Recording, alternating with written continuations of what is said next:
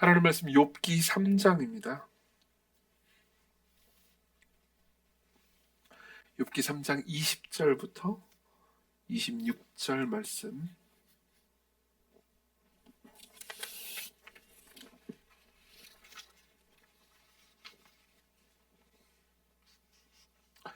욥기 3장 20절부터 26절 말씀 제가 여러분들을 위해서 읽어드리겠습니다. 하나님 말씀을 들으십시오. 어찌하여 고난당하는 자에게 빛을 주셨으며 마음이 아픈 자에게 생명을 주셨는고. 이러한 자는 죽기를 바라도 오지 아니하니 땅을 파고 숨긴 보배를 찾음보다 죽음을 구하는 것을 더하다가 무덤을 찾아 얻으면 심히 기뻐하고 즐거워하나니. 하나님에게 둘러싸여 길이 아득한 사람에게 어찌하여 빛을 주셨는고. 나는 음식 앞에서도 탄식이 나며 내가 앓는 소리는 물이 쏟아지는 소리 같구나.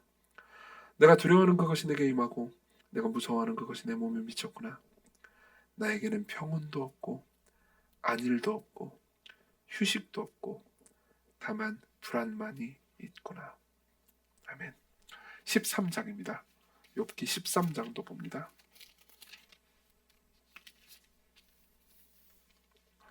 13절부터 15절 말씀 보도록 하겠습니다. 욥기 13장 13절부터 15절 말씀 제가 여러분들에게 읽어드리도록 하겠습니다. 너희는 잠잠하고 나를 버려두어 말하게 하라. 무슨 일이 닥치든지 내가 당하리라. 내가 어찌하여 내 살을 내 이로 물고 내 생명을 내 손에 두겠느냐. 그가 나를 죽이시리니 내가 희망이 없노라. 그러나 그의 앞에서 내 행위를 아뢰리라. 아멘. 여러분들이 아마 다 프린트를 받으셨을 거라고 생각합니다. 안 가지고 계신 분들이 혹시 계신지 모르겠는데 잠깐 손을 들어주시면 아마 뒤에 있는 교역자분이 주실 겁니다. 다 있으실 거라고 생각하고 설교를 합니다. 이 프린트는 제가 욥기를 번역한 번역의 일부분들입니다. 저는 이제 한 달 반 정도 됐네요. 2달 전쯤부터 욥기를 쭉 번역하고 있습니다. 아마도 이제 다다음 주쯤 한 2주 후쯤이면 제가 여러분들과 제가 번역한 욥기를 여러분들에게 제가 선물을 해드릴 수 있을 것 같습니다. 지금 한 4분의 3, 3분의 2 정도 좀 번역을 했습니다. 물론 제가 번역한 이 번역이 여러분들이 읽고 있는 개역개정보다 더 나은 번역은 절대 아닙니다. 하지만 이제 개역개정은 원래 욥기가 운문이거든요. 이 시예요. 근데 이 개역개정이 그게 반영이 이렇게 잘 돼 있지 않기 때문에 이제 운문의 맛을 좀 살리기 위해서, 그리고 또 개역개정이 이제 말해주는 약간 어렵게 번역돼 있잖아요. 그래서 조금 더 쉽게 여러분들이 이해할 수 있게 번역을 한 거고, 그렇기 때문에 설교 때 제가 참고를 해가면서 읽으면서 여러분들에게 설교를 할 겁니다. 나중에 여러분들이 제가 전체를 다 번역해 드리면 여러분들이 읽어보시고 욥기의 그 내용을 한번 느껴보셨으면 좋겠습니다. 욥은 거대한 고통을 당합니다. 하루아침에 자녀들과 재산을 모두 잃었습니다. 그리고 잠시 후에 자신의 건강마저도 잃었죠. 그리고 1, 2장에 보면 이제 그 모든 이야기가 나와 있고요. 2장 마지막 부분에 보면 욥의 새 친구들이 와서 욥에게 이제 위로를 합니다. 욥의 새 친구들이 와서 이제 이야기하는 모든 부분들이 쭉 나오는데요. 그 부분은 이제 우리가 다음 주부터 계속해서 보도록 할 겁니다. 근데 욥은 어떻게 반응합니까? 그 상황에서 욥의 반응이 무엇이었습니까? 욥의 반응은 3장에 처음 나옵니다. 처음 일주일 동안 굉장히 슬퍼하면서 아무 말도 하지 않다가 일주일이 지나고 나서야 욥은 한탄하면서 자신의 생일을 저주합니다. 내가 왜 태어났어야 했나? 내가 태어나지 말았어야 했는데. 그러면서 굉장히 심하게 분노하면서 하나님을 원망하는 장면이 3장에 나옵니다. 그리고 정말 많은 사람들이 고통 가운데서 내가 왜 태어났어야 했나? 내 삶의 의미는 무엇인가? 차라리 죽어버리고 싶다라는 생각을 하죠. 이 문제에 있어서 우리는, 그러니까 사람들이 삶을 포기하는 문제를 안 다룰 수가 없습니다. 왜냐하면 욥기야말로 죽고 싶다라는 말이 성경에 가장 많이 나오는 책이기 때문입니다. 많은 사람들이 이런 게 궁금하실지도 모르겠습니다. 자살이 죄인가? 혹은 자살하면 지옥 가는가? 이런 문제들을 궁금해하실지도 모르겠습니다. 신자라 하더라도 자살하면 지옥 간다라는 식으로 여러분들이 배워보신 분들도 계실 것이기 때문입니다. 이 문제에 대해서 이제 신학자들은 많은 논의를 했고요. 제가 생각할 때 가장 좋은 논의를 한 책이 있습니다. 캐런 메이슨이라는 사람이 있습니다. 이 사람은 미국의 고든 코넬 신학교의 상담 심리 교수입니다. 이분이 굉장히 많은 이제 자살 충동 혹은 자살을 한 사람들의 가족들을 이제 상담하는 일을 해왔고요. 이분이 이제 좋은 책을 냈습니다. 우리나라 말로도 번역이 되어 있어요. 그대 죽지 말아요. 그대 죽지 말아요라는 제목으로 번역이 되어 있습니다. 약간은 학술적인 책이긴 하지만 여러분들이 읽기 그렇게 어렵진 않을 겁니다. 캐런 메이슨은 이 책의 한 챕터를 할애해서, 그러니까 자살에 대해서 우리가 신학적으로 어떻게 생각해야 되는지에 대해서 성경적으로 아주 정교하게 파헤칩니다. 그리고 아주 오랜 논의를 끝으로 이제 결론을 이렇게 이야기해 줍니다. 자살은 분명히 하나님 앞에서 죄다. 하나님 앞에서 분명한 죄고, 그럼에도 불구하고 자살을 했다라는 이유만으로 누군가가 예수 그리스도를 향한 참된 믿음이 있는데도 자살을 했다는 이유만으로 지옥 간다고 말할 수는 없다라고 이야기를 해줍니다. 왜 그러냐면은 자살이 죄인 건 사실이지만 예수 그리스도께서는 죄를 대속하셨습니다. 죄를 지시고 십자가에 못 박혀 죽으셨죠. 그렇기 때문에 예수 그리스도께서 자살이라는 죄 외에 다른 죄만 대속하셨을 리가 없습니다. 그렇죠? 그렇기 때문에 자살이라는 죄를 범했다 하더라도 그 사람이 예수 그리스도를 참되게 믿고 있다면 지옥 갔다라고 말할 수 있는 근거는 없다는 거죠.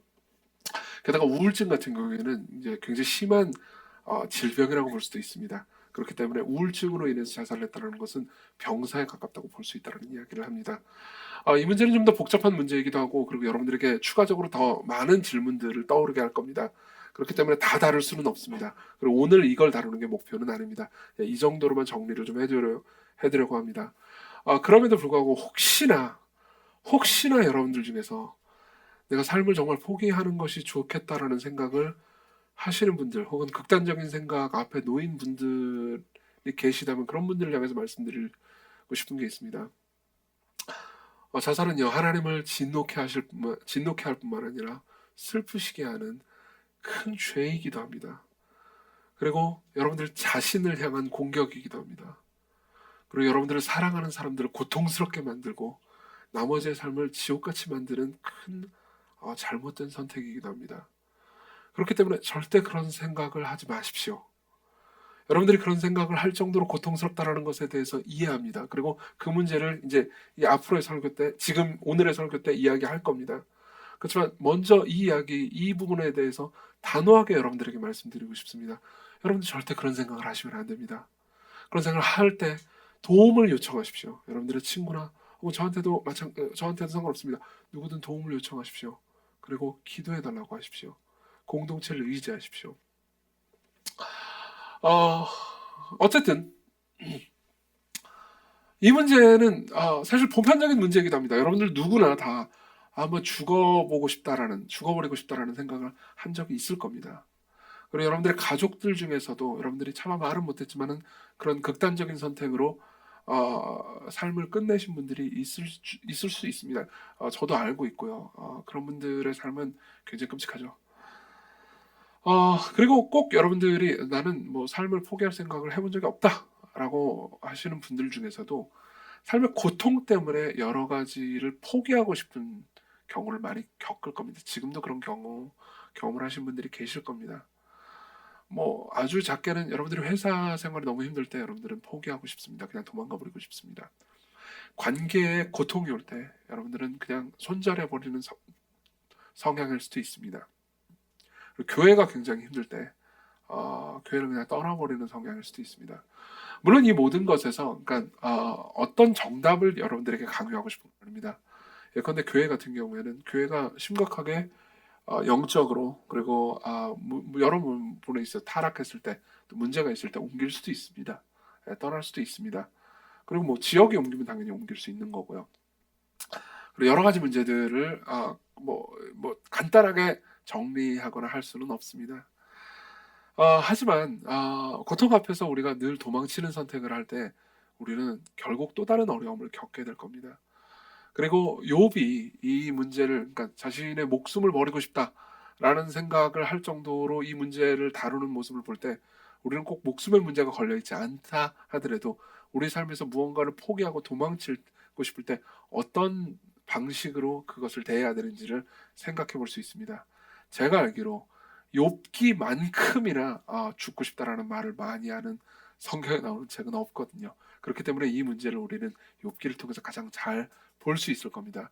그래서 저는 욥기의 특정 부분이 아니고 욥기 전체를 통해서요. 첫 번째로 욥이 왜 죽고 싶었는지에 대해서 여러분들에게 말씀드릴 겁니다. 그리고 두 번째로는요. 욥이 그 문제를 어떻게 대응했는지를 말씀드릴 겁니다. 그리고 마지막으로 우리는 이 문제를 어떻게 대응하고 생각해야 되는지에 대해서 하나씩 말씀드리도록 하겠습니다. 첫 번째로 욥이 왜 죽고 싶었는지에 대해서 이야기를 해드리죠. 그건 당연히 고통을 끝내고 싶어서였습니다. 여러분 가지고 있는 프린트를 보셨으면 좋겠습니다. 프린트에 1페이지에 죽고 싶다고 말하는 욥의 고백을 제가 읽어드리겠습니다. 3장 20절부터 24절입니다. 왜 하나님은 비참한 자를 태어나게 하셔서 빛을 보게 하시고 영원히 쓰디쓴 자에게 생명을 주시는가? 죽기를 바라도 죽지도 못하고 숨긴 보물 찾는 것보다 차라리 죽기를 더 원했는데 무덤이라도 찾아 얻으면 심히 기뻐하고 즐거워하는데 왜 하나님은 길 잃은 자를 붙잡아 놓고 사방을 애워싸고 살도록 내버려 두시는가? 밥을 앞에 놓고도 탄식이 나고 신음소리 물처럼 쏟아진다. 굉장히 고통스러워하죠. 그리고 고통스럽기 때문에 죽고 싶어합니다. 생을 마감하는 극단적인 선택을 하는 가장 큰 이유는 사실 고통 때문입니다. 예컨대 대한민국의 상황만 봐도요. 우리나라는 OECD에서 거의 압도적인 자살률 1위죠. 대한민국의 상황만 봐도 그러니까 자살 사망의 이유를 살펴보는 주요 원인을 볼 때 1위는 경제적인 문제입니다. 34.9%고요. 그리고 2위는 가정생활의 문제죠. 관계의 문제라고 볼 수 있습니다. 특히 가족 간의 관계가 고통스러울 때 엄청난 고통을 당하죠. 그리고 3위는 성적, 시험, 진로의 문제입니다. 여기 계신 분들 중에서 나이가 좀 있으신 어떤 분들은 이런 생각을 할지도 모릅니다. 이런 문제 때문에 극단적인 선택을 하는 건 너무 어리석다. 사실 삶을 좀 살다 보면은 예컨대 수능 한번 잘못 봤다고 혹은 입사 시험도 한번 잘못 봤다고 그래가지고 삶이 무너지는 게 아닌데 이렇게 극단적인 선택을 할 이유는 없는데 라는 생각을 하고 계신 분들이 계실 수 있습니다. 저도 어느 정도는 그런 생각이 듭니다. 저도 중년에 이르니까 그런 생각을 더 하게 됩니다. 하지만 이런 측면도 있습니다, 여러분. 물론 이게 목숨을 포기할 만한 큰 일은 아니라고 생각하지만 그 일 앞에 서 있는 사람 앞에서는 우주가 사라진 겁니다. 자신의 모든 정체성과 가치를 두던 모든 것들이 사라진 겁니다. 그렇기 때문에 그러니까 그 사람이 느끼는 고통은요. 가족을 잃어버린 사람들이 느끼는 고통보다 꼭 덜하다고 말할 수는 없습니다. 문제는 이것이 심각한 문제라는 거죠. 그 뒤에 보면 직장, 업무 문제 때문에 생을 끊는 사람 7.2%, 그리고 남녀 문제 때문에 목숨을 버리는 사람이 5.7% 이런 순서대로입니다. 고통의 경도나 종류는 다르지만은 전부 다 공통점이 있죠. 고통 때문에 사람들은 스스로의 목숨을 끊는다는 겁니다. 아까 제가 말씀드렸던 캐런 메이슨은 그대 죽지 말아요라는 책에서 자살의 원인에 대해서 이렇게 이야기를 해줍니다. 들어보십시오. 자신을 스스로 죽이려는 가장 보편적인 원인은 극심한 심리적인 고통에서 탈출하려는 데 있다. 이리스 볼튼의 20살 된 아들은 자살하기 직전에 어머니에게 다음과 같이 말했다. 어머니, 저는 죽고 싶지 않아요. 근데 삶의 고통을 견딜 수가 없어요. 1950년대 20번에 걸친 전기 충격 치료와 5번의 인슐린 충격 치료를 받았으며 그리고 전두엽 절제 수술을 앞둔 47살의 여성은 다음과 같은 유서를 남기고 자살했다. 지난 6개월은 제 자신에게나 또한 저에게 너무나 잘해주었던 사랑하는 모든 이들 모두에게나 고문과 고뇌의 시간이었어요. 자살한다고 저를 탓하지 않기를 바라요. 특히 지난 2개월은 문자 그대로 생지옥이었고 이제 그만 그동안 받았던 수술은 불행해서 저를 꺼내주지도 못했고 계속되었죠. 누구도 이 고통을 모를 거예요. 그 누구도 말이죠. 여러분들 모두가 충분히 어느 정도 이해할 수 있을 겁니다. 사람들은 고통을 피하기 위해서 극단적인 선택을 합니다. 그리고 욥도 고통을 피하기 위해서 죽고 싶었던 거죠. 그렇지만 여러분 그걸 아십니까? 고통을 피하기 위해서 우리는 자살을 한다고 생각하지만 한편으로 볼 때는 이거는 행복을 향한 선택이기도 하다는 것을, 행복을 향한 선택이기도 합니다. 왜 그렇습니까? 자살이 어떻게 행복을 향한 선택일 수 있습니까? 라고 여러분들이 반문할 수 있겠지만 여러분 보십시오. 자살하는 사람은요. 자기 앞에 죽은 이후에 뭐가 있을지는 확실하지 못해도 자기가 죽음을 선택함으로써 뭘 피할 수 있는지는 분명히 확실합니다. 맞죠? 나름의 행복의 선택이라는 거죠.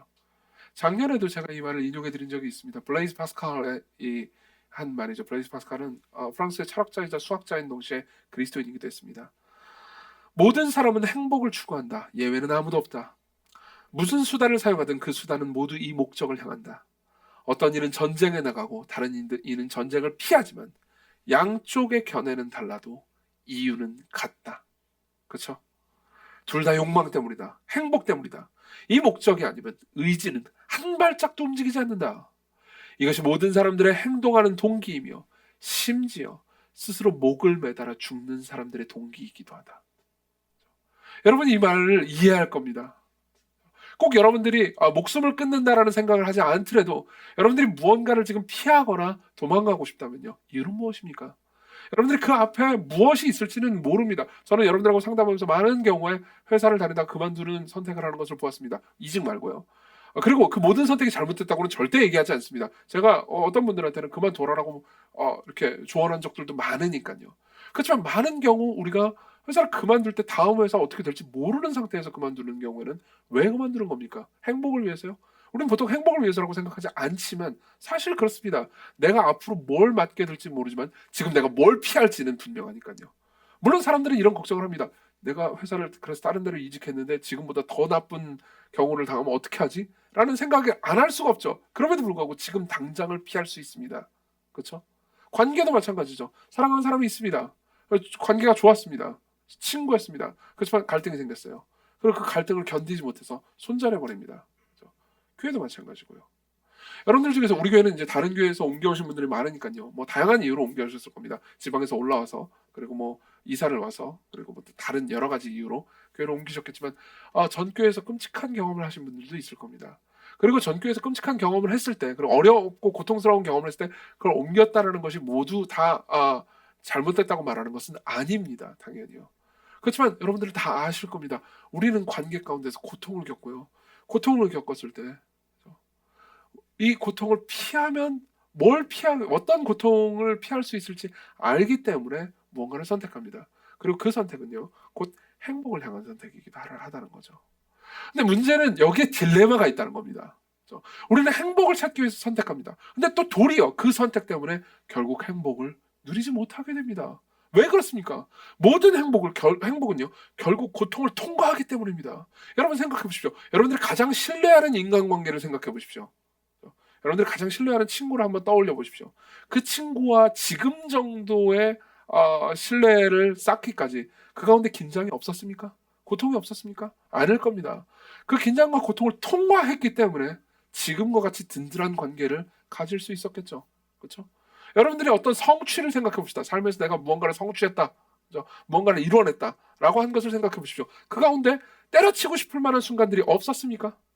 그만두고 싶을 만한 순간들이 없었습니까? 분명히 있었을 겁니다. 그리고 그 시간을 견뎌냈기 때문에 여러분들은 열매를 맛볼 수 있었던 겁니다.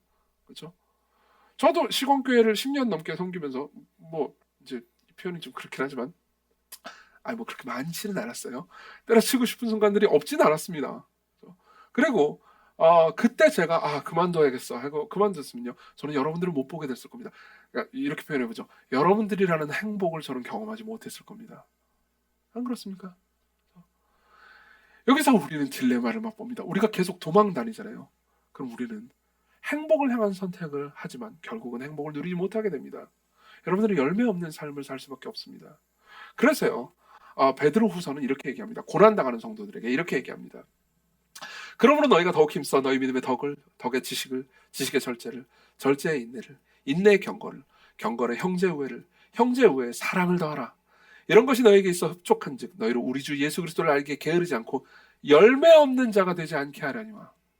무슨 말입니까? 베드로는 이렇게 이야기하는 겁니다. 너희들의 모든 선택이 고통을 피하기 위한 선택뿐이라면 너희들은 열매가 없을 것이다.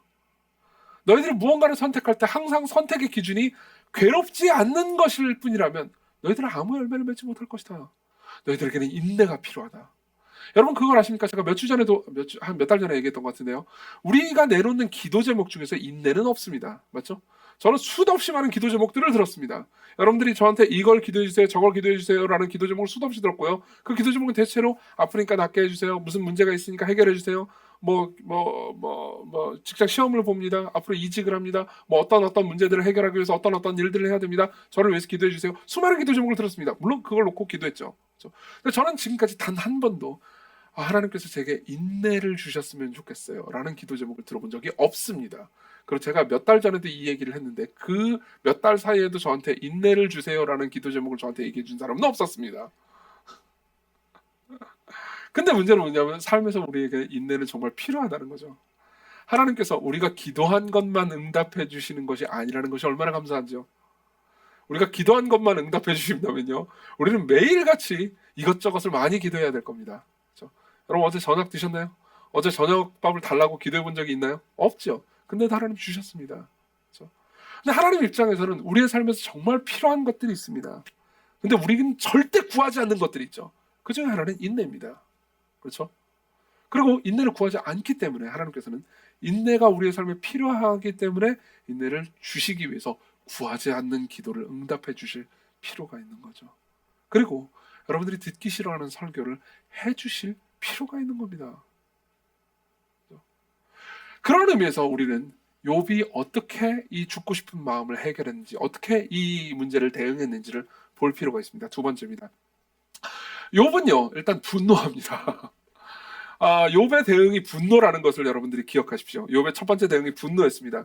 여러분들이 가지고 있는 프린트, 하나님의 창조가 잘못됐다는 욥의 항변, 이걸 읽어봅시다. 제가 읽어드리겠습니다. 3장 2절부터입니다. 욥이 말하되 내가 태어난 날이 차라리 사라졌었더라면, 사내 아이를 배웠네 라고 말했던 그 밤이, 그날이 차라리 어둠이었더라면, 높은 곳에 하나님이 신경도 쓰지 않았더라면, 아예 그날이 밝지도 않았더라면, 어둠과 기쁨이 그날을 자기 것이라 주장했더라면, 구름이 그날 위에 덮였더라면, 흑암이 그날을 습격했더라면, 그날 밤이 어둠에 사로잡혔더라면, 아예 한 해의 날과 달의 수에서 빠졌었더라면, 그 밤이 아무도 잉태할 수 없는 밤이었더라면, 아무도 기쁨의 소리를 낼 수 없는 밤이었더라면, 나를 저주하는 자들이 그날을 저주하였더라면, 리워야단을 깨울 수 있는 자들이 그 밤을 저주했더라면. 리워야단은 가상의 동물입니다. 나중에 우리 보게 될 겁니다. 그 밤에 새벽별들이 어두웠더라면, 날이 밝기를 기다려도 새지 않고 동트는 것도 볼 수 없었더라면, 어머니의 태가 열리지 않고 내가 태어나지도 말았어야 했는데, 그래서 이 고통을 보지 못했어야 했는데, 내가 왜 모태에서 죽지 않았는지, 왜 내 어머니의 배에서 나오는 그 순간에 내가 낙태되지 않았는지, 왜 나를 받을 무릎이 있었으며 나는 왜 어머니의 젖을 빨았는가. 그렇게만 하지 않았어도 나는 편히 쉬고 있을 텐데, 잠들어 안식을 누렸을 텐데. 간단하게 얘기하자면 이렇습니다. 내가 태어나지 말았어야 했는데. 그렇죠? 근데요, 겉으로 볼 때 이 이야기는 그냥 단순히 난 태어나지 말았어야 했어, 내가 어머니의 젖을 빨지 말았어야 했는데, 이 내용으로 보지만요, 실제로 본문을 자세히 살펴보잖아요. 그럼 한편으로 하나님을 비난하는 내용이기도 합니다. 왜 그런지 아십니까? 여기 보면요, 이 밑줄을 그은 부분이 나오죠. 그렇죠? 밑줄을 그은 부분은요, 히브리어로 읽잖아요. 그러면 누구나 다 창세기 1장을 떠올리게 쓰여 있습니다. 창세기 1장에서 하나님께서는 천지를 창조하십니다. 맞죠? 하나님께서 천지를 창조하실 때 첫 번째로 하신 말씀이 뭐였죠? 빛이 있으라. 맞죠? 빛이 있으라. 근데 4절에 보면요, 그날이 차라리 어둠이었더라면, 아예 그날이 밝지도 않았더라면, 이렇게 쓰고 있잖아요. 이거는 히브리어로 보잖아요. 그러면 빛이 없었더라면, 이 말입니다. 무슨 말입니까? 왜 하나님 빛을 만들었습니까? 만들지 말죠. 이렇게 얘기하는 거죠. 6절에 보면요, 아예 한 해의 날과 달의 수에서 빠졌더라면, 이런 표현이 있죠. 하나님께서 빛을 만드시고 나중에 그 빛의 광명체로 날과 달과 연한을 만드셨습니다. 맞죠? 그 모든 것들을 차라리 만들지 말지, 하나님 왜 만들어가지고, 이렇게 얘기하는 거죠. 11절, 왜 내가 모태에서 죽지 않았는지, 이 말은 무슨 말입니까? 왜 인간을 만들었냐는 겁니다. 13절에 보면 잠들어 안식을 누렸을 텐데 라는 표현이 있죠. 이 말은 무슨 말입니까? 하나님께서 모든 것을 보시고요, 보시기 되게 좋다고 말씀하신 다음에 안식하셨죠. 그렇죠? 그리고 우리에게 안식을 주시면서 안식하라고 하셨습니다. 근데 욥은 이렇게 말하는 겁니다. 무슨 안식이야, 안식을 주시지 않네. 하나님의 창조는 잘못되었어. 무슨 말입니까? 간단하게 얘기하자면 이런 겁니다. 하나님 왜 나를 태어나게 했습니까? 왜 이 세상을 만들었습니까? 만들지 말죠. 만들기 때문에, 당신이 이 세상을 만들었기 때문에 이 세상의 모든 것이 고통 속에 처해 있는 거 아닙니까? 당신이 잘못했습니다. 이렇게 말하고 있는 셈입니다. 게다가 7장으로 가면요, 그 강도가 더 세집니다. 밑으로 내려가 보죠. 자신의 삶에 괴로운 말이 작정됐다는 욥의 답변이 나오죠. 7장 1절부터입니다. 인생은 고통입니다. 그렇지 않습니까? 평생은 그저 종신노역 아니겠습니까? 저녁 그늘 몹시 바라는 종과 같이, 하루 품삯 몹시 기다리는 품꾼과 같이, 달마다 기다려도 허무와 고통뿐이고 괴로움 반만이 제게 작정되었습니다. 여러분 몇 주 전에 박현진 목사님 설교로 작정교리를 설교로 들었을 겁니다. 맞죠? 이 말입니다. 하나님, 당신의 작정은 나와 사람들에게 고통을 주려는 작정일 뿐입니다. 당신은 우리를 괴롭히기 위해서 만드셨습니다. 여러분 그 노래 아시죠? 당신은 사랑받기 위해 태어난 사람.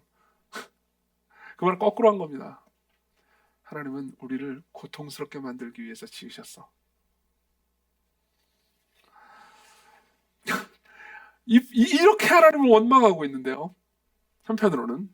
근데 또 다른 한편으로는 이상한 말도 합니다. 저는 이 말이 이 부분을 번역하면서, 그러니까 뭐라고 해야 될까요? 제가 이 6장 번역이 마음에 안 들어가지고 지난주에 다시 했거든요. 근데 번역하면서 다시 한번 좀 약간 충격을 받았던 부분입니다. 6장 8절, 자기를 죽여달라는 욥의 기도입니다. 제가 이 부분도 읽어드릴게요. 나 간절히 바라는 소망이 있어. 하나님께서 그 바람 이루어 주신다면 나를 기꺼이 밟아버리시기를, 손을 드셔서 나를 끝장내 주시기를. 차라리 그러면 내 마음 위로받으리. 오히려 뛰며 기뻐하리. 거룩하신 분의 말씀 거역하지 않았으니. 여러분 보십시오. 저는 이 부분을 보면서 묘한 충격과 감동이 있었습니다. 왠지 아십니까? 이거예요. 지금 욥은요 6장에서 자기를 죽여달라고 하나님께 간구합니다. 제발 하나님 나를 죽여주세요라고 말하는 것과 같습니다. 근데 여기서 우리가 궁금증이 떠오르지 않습니까? 죽으면 되잖아요. 자살하면 되지 않습니까? 왜 안 합니다. 죽여달라고 말만 할 뿐이지 실제로 죽지는 않습니다. 그 이유가 뭘까요? 10절에 나옵니다. 차라리 그러면 내 마음 위로받으리. 오히려 뛰며 기뻐하리. 거룩하신 분의 말씀 거역하지 않았으니. 무슨 말입니까? 간단하게 얘기해드리죠. 욥은요 자기가 스스로 자기의 목숨을 끊으면 안 된다고 생각합니다. 왜 그렇습니까? 자기의 몸이 자기의 것이라고 생각하지 않기 때문입니다. 욥은 하나님이 자기를 만드셨다고 여전히 인정하고 있습니다. 그리고 자신의 삶의 주권이 결국 하나님께 있다는 것도 역시 인정하고 있습니다. 그 인정하에서 너무 고통스럽기 때문에 하나님께 항변하고 있긴 하지만 여전히 하나님의 주권을 인정하는 것도 사실입니다. 무슨 말입니까? 욥은 자기가 자기를 파괴할 권리를 가지고 있다고 생각하지 않습니다. 여러분 혹시 프랑스와즈 사강이라는 사람을 아시나요? 굉장히 유명한 프랑스의 작가죠. 여류 작가고 브람스를 좋아하시나요? 이런 소설을 썼죠. 읽어보신 분들 계실 겁니다. 이 사강이라는 작가의 삶은 굉장히 독특했습니다. 아주 흥미로운 삶을 살았죠. 남성 편력도 어마어마했고요. 그리고 사실 마약 문제도 굉장히 심각했습니다. 그리고 마약 때문에 결국 법정에 끌려갔습니다. 그리고 프랑스와즈 사강은요 달변가였고요. 자기에게 딱히 변호사가 필요하지 않다고 했습니다. 본인이 스스로를 변호했죠. 그리고 뭐라고 말했는지 아십니까? 내가 왜 마약 먹은 게 죄냐? 내가 마약을 먹어가지고 내 몸을 해친 게 왜 죄냐? 이 내 몸은 내 건데. 그러면서 이렇게 말하죠. 나는 나를 파괴할 권리가 있다고요. 나는 나를 파괴할 권리가 있다고요. 우리나라에서도 김영하 작가가 이 말을 가지고 소설을 썼죠. 나는 나를 파괴할 권리가 있다. 욥은 그렇게 생각하지 않았습니다. 욥은 자신의 몸이 자신의 것이라고 생각하지 않았습니다. 욥은 자신의 몸이 자신이 임대한 거라고 생각했습니다. 여러분 생각해 보십시오. 여러분들이 임대를 무언가를 했습니다. 여러분들이 월세를 살고 있습니다. 근데 여러분들이 살고 있는 월세집을요 막 두드려 패고 그래가지고 부셔버렸다고 합시다. 그럼 당연히 여러분들의 이 집 주인이 여러분들에게 와가지고 손해배상을 청구하지 않겠습니까? 그렇죠? 그것과 똑같습니다. 욥은 자신의 몸이 자신의 것이라고 생각하지 않습니다. 욥은 자신이 하나님께서 만드신 존재이기 때문에 자신의 몸을 자신이 파괴할 권리가 있다고 생각하지 않죠. 자, 여기서 욥에 우리가 언뜻 보면 상반돼 보이는 두 가지 대응이 나옵니다. 고통을 대할 때 욥이 어떻게 대응했는지를 우리는 보면서 이 두 가지 상반돼 보이는 대응을 동시에 할 수 있습니다. 하나는 이겁니다. 욥은 하나님의 주권 아래 순복합니다. 무슨 말입니까? 내 몸은 내게 아닙니다. 나는 나를 파괴할 권리가 없습니다. 그렇기 때문에 내가 죽고 싶지만 죽는 선택을 할 수는 없습니다. 이게 한 가지 선택이에요. 근데 또 한 가지 선택은 뭔지 아십니까? 한편으로 자기는 하나님 아래에 있는 존재라고 생각하면서 하나님께 순복하지만 또 다른 한편으로 하나님은 말이 통하는 존재라고 생각합니다. 무슨 말입니까? 말이 통하지 않으면 항변할 수도 없죠. 하나님을 대고 항변을 합니다. 화를 냅니다. 그걸 가장 적나라하게 보여주는 부분이 13장입니다. 여러분들이 가지고 있는 이 프린트를 봅시다. 13장 13절부터 읽어드리겠습니다. 그러니 입을 좀 다물고, 친구들에게 하는 말이에요. 입을 좀 다물고 내 말을 좀 들어보게나. 무슨 일이 내게 일어나거든 내가 감당하리니 나라고 목숨이 아깝지 않겠나? 왜 내가 위험을 감수하고 싶겠나? 그리고 15절을 같이 한번 읽어볼까요? 같이 읽습니다. 시작. 그분 나를 죽이실지라도 나는 그분께 희망을 두리 내 사정을 그분께 토로하리라. 그러고 나서 뭐라고 그러는지 아세요? 읽어드릴게요. 이렇게 하는 것이 내 구원이 될 걸세. 위선자들은 그분 앞에 나서지도 못할 테니 자네들 내 말을 똑똑히 듣게나. 자네들 귀에 선언하고 싶은 것이 있네. 이보게나 나 이제 소송 준비가 끝났네. 나는 내 무죄를 확신한다네. 누가 나를 고발할 수 있겠는가? 있다면 나 입을 다물고 조용히 죽겠네. 무슨 말입니까? 나는 하나님을 끌고 가서 소송을 걸겠다는 겁니다. 하나님 법정으로 데리고 가서 내가 하나님과 더불어서 하나님 고소하겠다는 의미예요. 자, 보십시오. 욥은요, 한편으로는 뭐라고 말합니까? 한편으로는 나는 하나님의 주권 아래 있기 때문에 내가 나를 죽일 권한이 없다고 말합니다. 그렇죠? 근데 또 다른 한편으로는 하나님은 말이 통하는 분이기 때문에 심지어 덤벼서라도 하나님 앞에서 무언가 이해해 보겠다고 말합니다. 하나님께 항변을 합니다. 하나님을 고소합니다. 그렇죠? 여기 보면 15절에 그분 나를 죽이실지라도 나는 그분께 희망을 두리라는 말이 있습니다. 맞죠? 근데 여러분, 처음에 제가 이 개역개정으로 이 본문을 읽었거든요. 개역개정 여러분들이 성경을 가지고 있을 겁니다. 여러분들이 읽고 있는 성경이요. 거기 15절에 보면 이렇게 되어 있습니다. 그가 나를 죽이시리니 내가 희망이 없노라. 그러나 그의 앞에서 내 행위를 아뢰리라. 이렇게 되어 있잖아요. 여기 개역개정에는 희망이 없노라라고 번역이 됐는데 저는 나는 그분께 희망을 두리라고 번역했습니다. 어떤 번역이 맞는 걸까요? 사실 히브리어 원문을 보면은 희망을 둔다라는 번역이 맞습니다. 여러분들이 성경을 가지고 있을 때 성경에 각주를 가지고 있는 성경 가지고 계신 분들이 계실 겁니다. 맞죠? 지금도 가지고 계시죠? 그럼 각주 1을 해가지고 밑에 보면 또는 그가 나를 죽이실지라도 나는 그를 의뢰하리니 라고 번역할 수 있다고 그랬잖아요. 그렇죠? 이게 번역이 히브리어로 보면은 더 정확한 번역이기 때문입니다. 그러면 이제 우리 물어볼 수 있죠. 왜 그러면 정확한 번역대로 하지 않았죠? 문맥 때문입니다. 문맥이요, 이거요. 나는 하나님한테 고소할 거야 라는 문맥이에요. 나 하나님 고소할 거야. 근데 하나님 고소할 거라는 말 중간에 나는 하나님께 희망을 둘 거야 라는 말이 안 어울려 보였던 거예요. 개역개정을 번역한 사람은. 근데 아니에요. 오히려 이게 욥이 하나님께 희망을 표현하는 방법입니다. 무슨 말입니까? 욥은요, 하나님을 범신론의 신으로 생각하지 않습니다. 뭐 우주를 움직이는 뭐 능력, 힘, 뭐 기운 이렇게 생각하지 않아요. 인격적인 분이라고 생각합니다. 말이 통하는 분이라고 생각합니다. 나와 똑같이 분노하실 수 있고 나와 똑같이 슬퍼하실 수 있고 나와 대화하실 수 있는 하나님이라고 생각합니다. 그렇기 때문에 난 너무 억울하기 때문에 이 억울한 걸 가지고 가가지고 항변하면은 언젠가 대답해 주실 그런 신으로 생각을 한 거죠. 그리고 그런 분이기 때문에 나는 소송을 걸어도 희망이 있는 겁니다.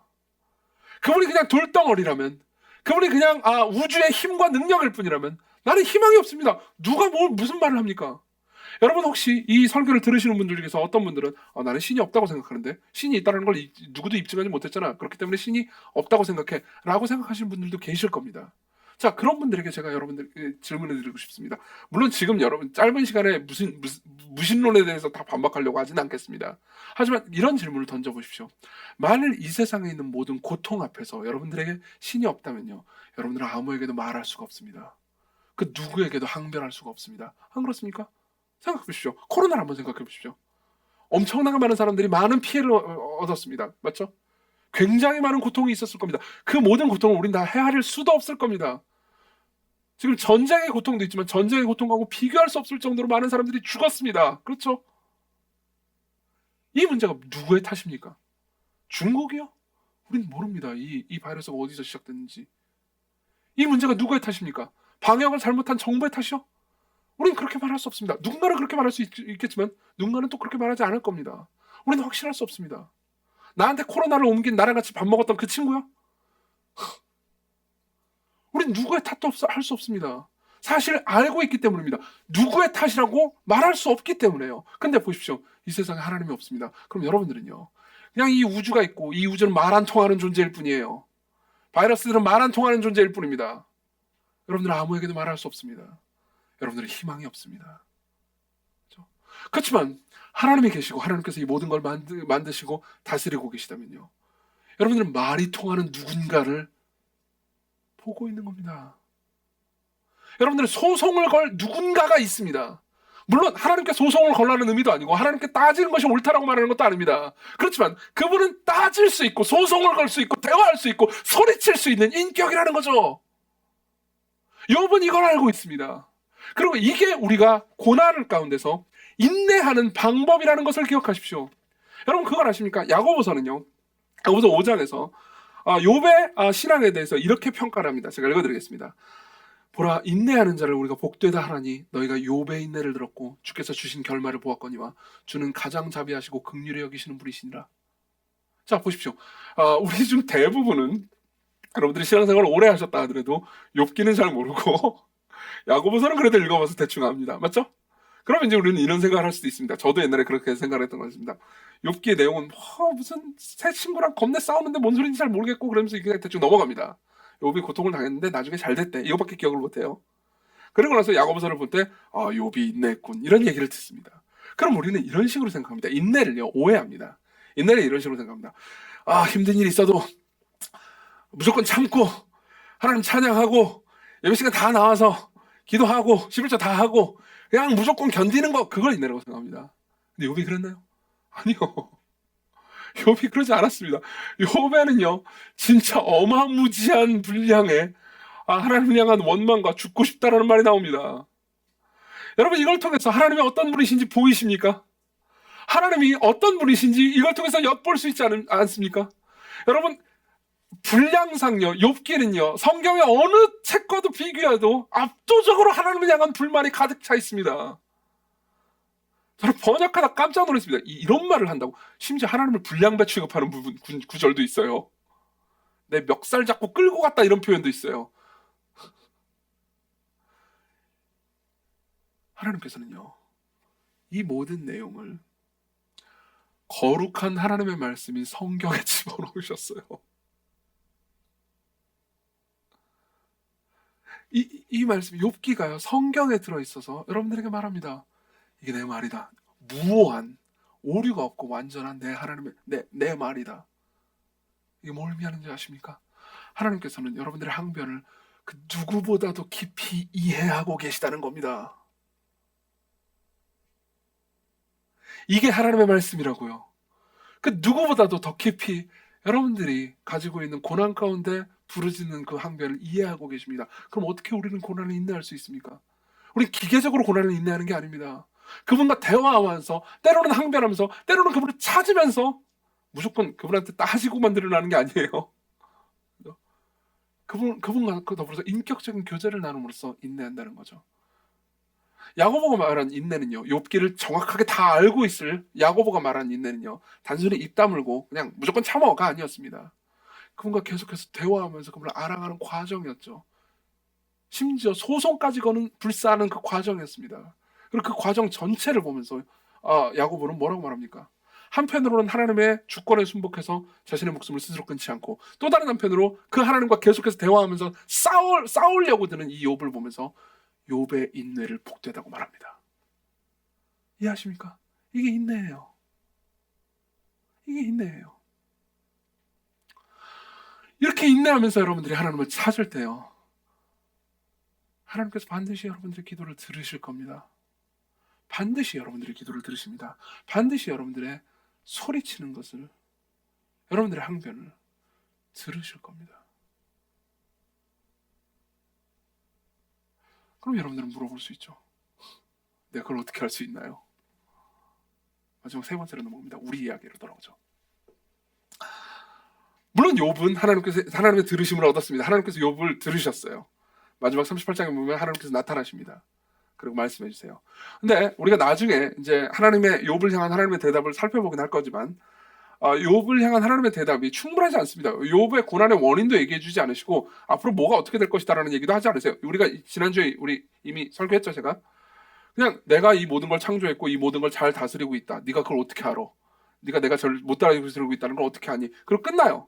욥은 사실상 충분한 대답을 얻지 못했습니다. 그렇지만 욥은 그래도 만족합니다. 왜냐하면 하나님을 귀로만 들었지만 이제 눈으로 봤다라고 말하기 때문이죠. 그리고 충분히 만족할 만한 대답이기도 했습니다. 그때 상황에서는요. 나중에 우리가 보겠습니다. 근데 어쨌든 간에 욥은요, 완벽한 대답을 듣지는 못했습니다. 그렇지만 대답을 듣긴 했죠. 그렇지만 여러분들 입장에서 이렇게 질문하는 분도 계실 겁니다. 아니, 내가 그러면 그렇게 욥처럼 기도하면서 하나님을 계속 찾으면 하나님께서 나에게 응답해 주실까요? 사실 내 삶에서 이미 하나님을 찾으면서 부르짖은 적이 되게 많습니다. 근데 하나님께서 전혀 나를 응답하지 않으신 적도 있다고요. 근데도 앞으로 욥처럼 계속 인내하라고요? 언제까지요? 이렇게 묻는 분들이 계실 수 있습니다. 거기에 대해서 제가 뭐라고 대답할 수 있을까요? 물론 저는 첫 번째로는 이렇게 대답할 겁니다. 반드시 하나님께서 들으실 겁니다. 인내하세요. 여러분들이 인내하는 기간을 함께 하겠습니다. 여러분들을 위해서 기도하겠습니다. 근데 계속해서 기도하십시오. 포기하지 마십시오. 그분을 향해서 고소를 진행한다 하더라도 계속해서 인내하십시오. 한편으로 이렇게 말할 겁니다. 이제 또 다른 한편으로 저는 다른 답을 말씀드리고 싶습니다.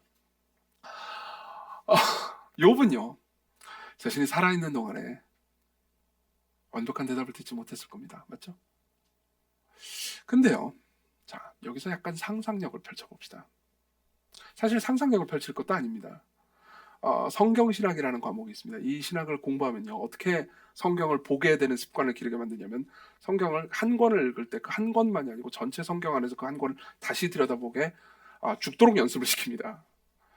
그리고요, 저는 욥기를 끝냅니다. 욥기를 다 읽어요. 그리고 욥기라는 책을요, 구약뿐만 아니라 신약 성경 전체의 맥락과 문맥 안에서 다시 들여다봅니다. 자, 보세요. 욥이 어떻게 됐죠?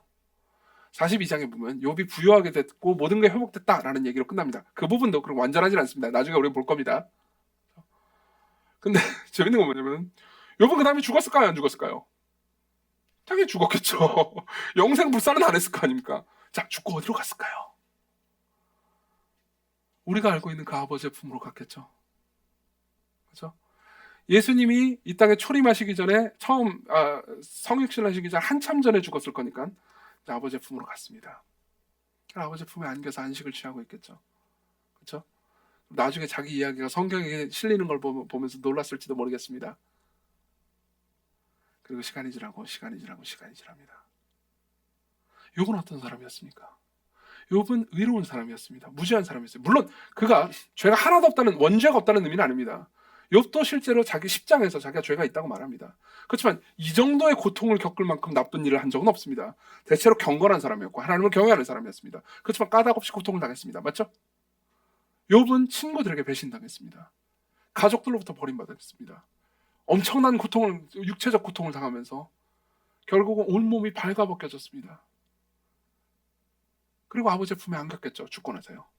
그리고 시간이 지나서 욥은요,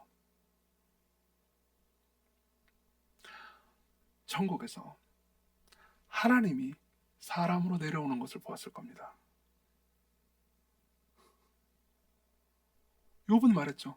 내가 태어나지 말았어야 되는데, 태어남이 이렇게 큰 고통인데. 근데 시간이 지나고 욥은요, 하나님이 태어나는 걸 봅니다. 신이 인간으로 태어나는 걸 봅니다. 우리는요, 크리스마스 때마다 듣는 얘기이기 때문에 너무 식상한 얘기지만 욥 입장에서 생각해보세요. 신이 잠깐만 지금 뭐 하는 거지? 태어나고 있어. 애기로. 그것도 마구간에서 고통스러운 과정에서 사람들에게 버림을 받고, 그리고 그 인간인 동시에 신이 삶이라는 고통을 껴안습니다. 삶을 살아요. 직업을 가집니다. 몫으로서의 삶을 삽니다. 직업을 가지면서 겪는 모든 종류의 고통을 견딥니다. 욕을 입에 달고 다니는 거친 노동자들 사이에서 일을 합니다. 가족들에게 결국 버림받고요. 자기 친구들이고 자기가 길러냈던 제자들로부터도 버림받습니다. 욥은 상대적으로 의인이었다면 이분은 절대적으로 의인이신데, 이 절대적인 의인이요 결국 하나님께 버림받는 것을 봅니다. 욥은 그 모든 과정 중에서 자기가 겪었던 모든 고통 가운데서 하나님께 항변하고 부르짖고 고통스러워했지만 이분은 잠잠히 아무 말씀도 하지 않으십니다. 그저 아버지여 이 잔을 내게서 옮겨주십시오. 그렇지만 내 원대로 마시고 아버지의 원대로 없어서 이렇게 말할 뿐입니다. 그분 그 모든 고통을 껴안으십니다. 왜 그렇게 했죠? 왜 그분이 죄가 없으신 분이, 죄를 단 한 번도 짓지 않으신 분이 왜 그 인생이라는 고통을 껴안으셨습니까? 인생의 고통 중에서 그 가장 큰 고통을 그분이 왜 껴안으셨습니까? 욥을 위해서요. 욥도 역시 죄인이었고, 욥도 용서받았어야 했고, 욥도 하나님의 품에 안겨서 하나님께 사랑받기 위해서는 욥의 죄를 누군가 대신 속죄했어야만 했습니다. 욥은 보는 거죠. 나를 위해서 나보다 훨씬 의로우신 분이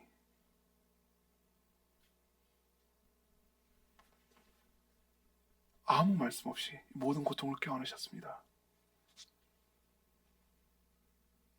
여러분, 저는 물론 여기부터는 상상이긴 하지만 욥에게 이 모든 사건이 충분히 대답이 되었을 거라고 확신합니다.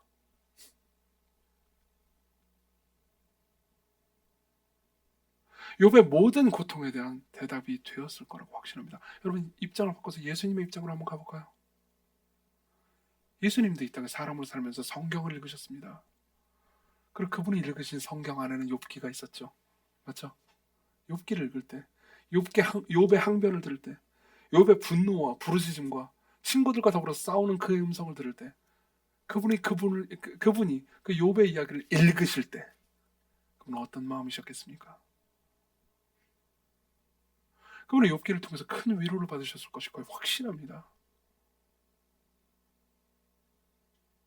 왜냐하면 그분은 욥보다 더 의로우신 분으로서 욥이 당할 고통보다 훨씬 더 큰 고통을 껴안으실 운명이었기 때문이죠. 왜 그랬습니까? 왜 그분이 그 일을 겪으셨습니까? 욥을 위해서요. 그리고 여러분들을 위해서요. 이게 응답입니다. 이게 여러분들에게 충분한 대답이 되십니까? 이 소식이 여러분들로 하여금 한편으로는 하나님의 주권 안에 순복하지만 또 다른 한편으로 하나님을 붙들고 늘어질 만한 용기를 주십니까? 이야기 하나만 해드리고 마치겠습니다. 이건 재밌는 얘기예요.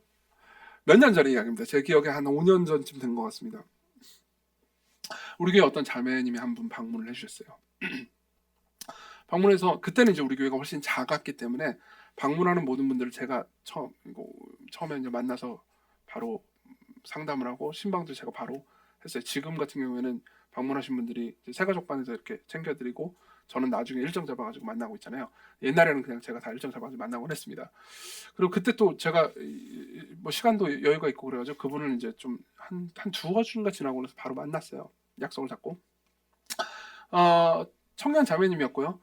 그러니까 이제 그분이 지나가면 누구나 눈을 보면 두고 이렇게 볼만한 굉장히 그 외모가 아름다운 분이었습니다.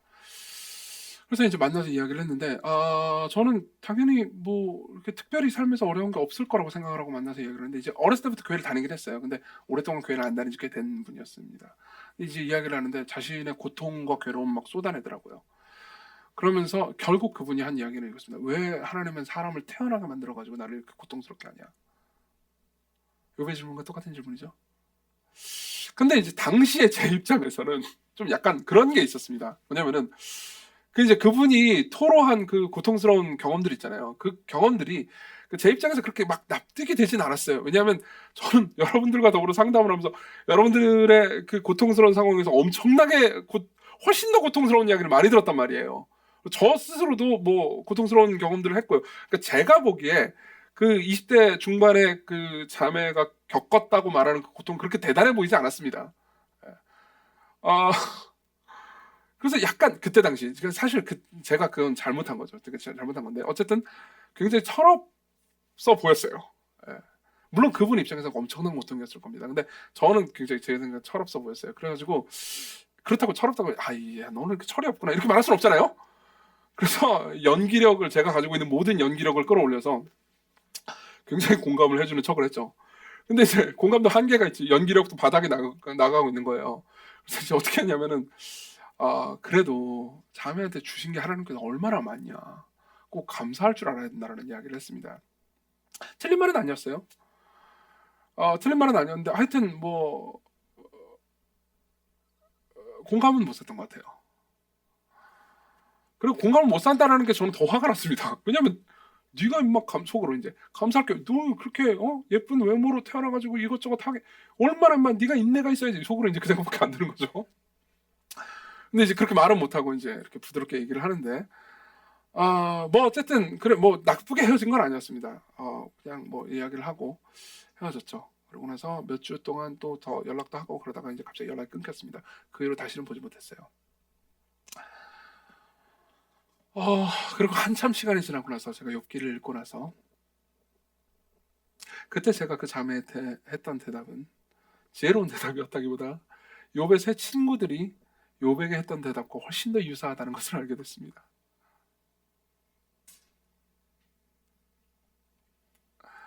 나는 고통을 잘 모르는구나. 그리고 성경을 잘 몰랐구나 라는 생각을 하게 됐죠.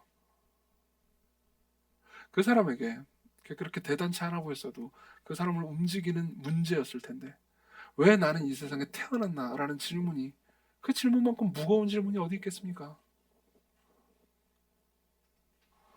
그래서 저는 그분을 다시 만나면요 꼭 해주고 싶은 말을 얘기해주고 싶습니다. 여러분들한테요. 이거 제가 나는 누구인가로는 책에 서문에도 실은 내용입니다. 읽어드리죠. 삶에서 경험하는 당신의 고통에도 불구하고 당신의 인생은 의미 없지 않아요. 하나님께서는 당신을 괴롭히기 위해 태어나게 하신 게 아니에요. 근거가 있느냐고요? 하나님도 태어나셨어요. 이게 무슨 망발인가 싶겠지만 성자 하나님은 출생을 경험하신 분입니다. 그분은 동정녀 마리아의 몸에서 태어나셔서 당신이 겪고 있는 모든 고통을 똑같이 겪으시고 더 큰 고통 역시 겪으셨어요. 그분이 인간이 되셔서 인간의 삶을 사셨을 뿐 아니라 여전히 인간이시라면 그분은 지금도 인간이십니다. 또 동시에 완전한 하나님이죠. 당신이 인간으로 태어났다는 것은 가치 없는 일이 아닐 거예요. 오히려 당신이 상상한 것보다 훨씬 더 멋진 일일 겁니다. 그러니 다시 한번 말씀드립니다. 당신은 정말 소중하답니다. 당신 스스로 생각할 때 죄도 많이 짓고 하찮으며 가치 없는 존재처럼 스스로를 여길지도 모르겠어요. 그러나 당신이 그리스도와 함께 할 때, 그리스도 안에 있을 때 당신은 예수 그리스도만큼 소중해요. 그러니 허튼 생각하지 말아요. 자신을 학대하지도 말아요. 당신을 소중히 여기는 분 안에서 즐거워할 수 있었으면 좋겠어요.